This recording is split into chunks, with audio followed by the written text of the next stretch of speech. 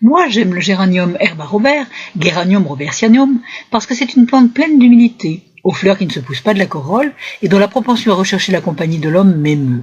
Présente dans toute la France, on la rencontre dans les sous-bois, les haies, les murs et les terrains anthropisés. Géranium vient du mot grec geranios, qui signifie grue, l'oiseau dont le bec rappelle le fruit de la plante. Le Robert de son nom ne doit rien à d'éventuelles propriétés galactogènes, rien non plus à Saint-Robert, Rupert, mais tout à la couleur rouge, Roubert en latin, qu'elle prend parfois.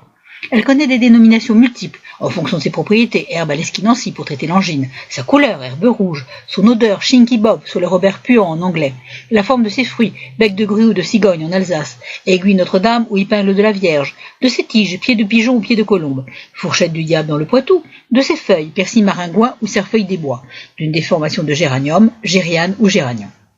La classification l'arrange dans le genre géranium de la famille des Géraniacées appartenant à l'ordre des géraniales. C'est une plante annuelle ou bisannuelle velue, glanduleuse, souvent rougeâtre à odeur forte. Sa tige de 10 à 50 cm est fragile et articulée.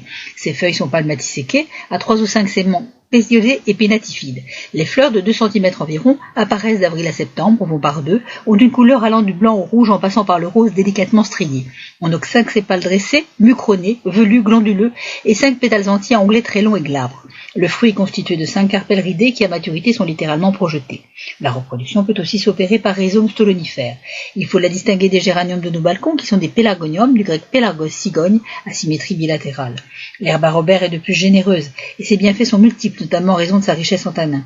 Sa racine fut utilisée fort longtemps pour tanner le cuir, mais la plante présente des propriétés anti-inflammatoires, gargarisme contre l'angine, antidiarrhéique, anti-hémorragique, diurétique, antalgique dans les douleurs dentaires, hypoglycémiante et antiphlogistique, désengorgement mammaire. Bref, elle rampe, rouge, fétide, ne paie pas de mine, mais quelle mine de bienfaits!